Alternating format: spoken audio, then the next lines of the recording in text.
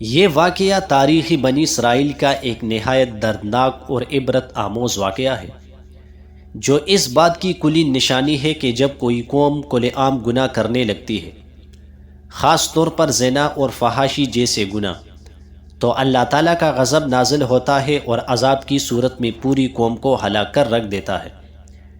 یہ واقعہ حضرت موسیٰ علیہ السلام کے زمانے میں پیش آیا، جب بنی اسرائیل اللہ تعالیٰ کے احکام سے منہ موڑنے لگے اور نافرمانیوں میں حد سے بڑھ گئے۔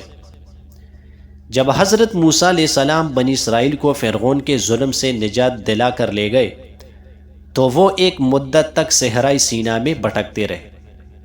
ایک وقت ایسا آیا کہ وہ مدین کے قریب ایک مقام پر پہنچے جسے شتیم کہا جاتا تھا۔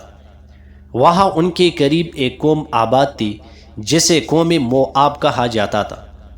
یہ قوم بت پرست تھی اور ان کے ہاں فحاشی عام تھی۔ بنی اسرائیل کے کچھ نوجوان ان عورتوں کی چال میں آ گئے۔ موآبی عورتوں نے ان کو پہلے زنا پر آمادہ کیا، پھر آہستہ آہستہ اپنے بتوں کے سامنے سجدہ کرنے پر مجبور کیا۔ اللہ تعالیٰ نے قرآن پاک میں ارشاد فرمایا ہے، ترجمہ: اور انہیں اس شخص کا قصہ سناؤ جسے ہم نے اپنی نشانیاں عطا کی مگر وہ ان سے الگ ہو گیا، تو شیطان اس کے پیچھے لگ گیا اور وہ گمراہوں میں ہو گیا۔ مفسرین کے نزدیک یہ آیت بلغام بن باغورہ کے بارے میں نازل ہوئی، جو ایک عالم اور ولی تھا مگر دنیا کے لالچ میں آ کر گمراہ ہو گیا۔ اس نے موآب کے بادشاہ کو مشورہ دیا کہ بنی اسرائیل کو تلوار سے نہیں بلکہ زنا اور شرک کے ذریعے ہلاک کرو، کیونکہ اگر وہ اس گناہ میں مبتلا ہو گئے تو اللہ کا غضب خود ان پر نازل ہو جائے گا۔ امام ابن کثیر رحمہ اللہ اس واقعے کو تفصیل سے بیان کرتے ہوئے لکھتے ہیں، بلغام بن باغورہ نے موآب کے بادشاہ کو کہا کہ تم اپنی عورتوں کو خوبصورت لباسوں میں بنی اسرائیل کے کیمپ کے قریب بھیج دو، وہ ان کے ساتھ ناجائز تعلقات قائم کریں گے، اور جب وہ ایسا کریں گے تو انہیں اپنے بت کے سامنے جھکنے کا کہو۔ جب وہ ایسا کریں گے تو اللہ تعالیٰ کا غضب ان پر نازل ہوگا۔ یہی ہوا، بنی اسرائیل کے کئی مردوں نے زنا کیا اور بغل فغور نامی بت کی پرستش کی۔ جب یہ فحاشی عام ہوئی اور زنا ظاہر ہونے لگا تو اللہ تعالیٰ کا غضب بھڑک اٹھا۔ چنانچہ بنی اسرائیل پر طاعون یعنی وبا کی شکل میں سخت عذاب نازل ہوا۔ تورات میں بھی یہ واقعہ سفر گنتی میں بیان ہوا ہے، جس میں لکھا ہے کہ ایک دن میں 24,000 آدمی طاعون سے مر گئے۔ اسلامی تفاسیر میں بھی یہ لکھا ہے کہ بنی اسرائیل کے 24,000 سے 70,000 تک لوگ اس وبا میں ہلاک ہوئے۔ حضرت موسیٰ علیہ السلام کو جب یہ خبر ملی تو آپ کا دل غم اور غیرت سے بھر گیا۔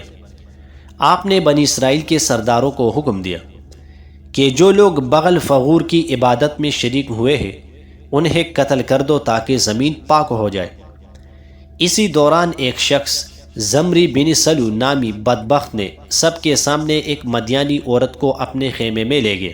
یہ کھلا گناہ دیکھ کر حضرت فینہاس یعنی حضرت ہارون علیہ السلام کی نسل سے نے غیرت ایمانی کے ساتھ نیزہ اٹھایا اور دونوں کو ایک ہی وار میں قتل کر دیا۔ اللہ تعالیٰ کو یہ عمل پسند آیا، چنانچہ طاعون کی وبا رک گئی۔ سبق اور نصیحت: زنا اللہ کے غضب کو بھڑکاتا ہے۔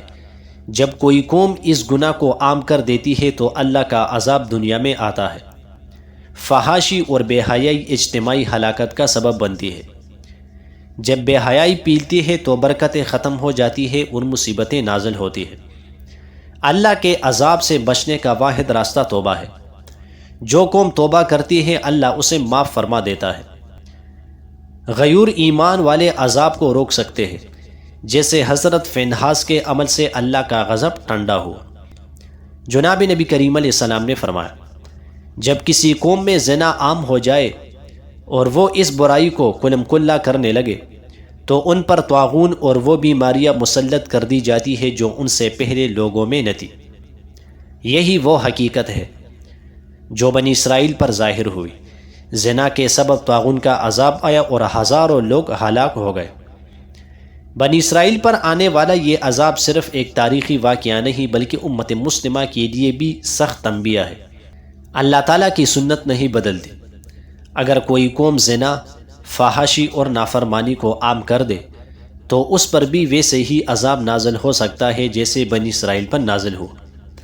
اللہ تعالی ہمیں فحاشی، زنا اور بے حیائی سے محفوظ فرمائے اور اپنی رحمت سے ہماری قوم کو عذاب سے بچائے۔